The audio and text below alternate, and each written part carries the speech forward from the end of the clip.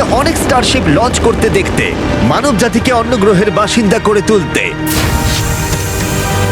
Starship এখানে তৈরি করছে বিশ্বের অন্যতম বৃহৎ বিল্ডিং। ওদের এত বড় বিল্ডিং কেন প্রয়োজন পড়ে? সাধারণত র মেটেরিয়াল এক প্রান্তে আসে আর রকেট শিপ তৈরি হয় অন্য প্রান্তে। ওটার মতো?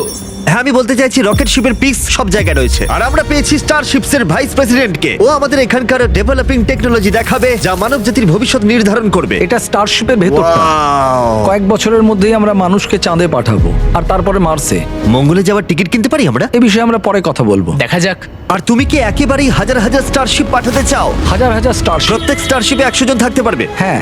ও মাই গড ভাই, ফিউচার সত্যিই দারুণ। আমি সত্যিই এক্সাইটেড। যখন আমাকে চারিদিকটা দেখানো হচ্ছিল মানব জাতির তৈরি সবচেয়ে সুন্দর জিনিসটা কি, তখন আমি কিছু কঠিন প্রশ্ন জিজ্ঞাসা করলাম। স্টারশিপ কি কখনো মহাকাশে আনআইডেন্টিফাইড অবজেক্টের মুখোমুখি হয়েছে? এখনো নয়, তবে পরে গিয়ে হতে পারে। উত্তরটা কি উল্টো হবে যদি আমি ক্যামেরা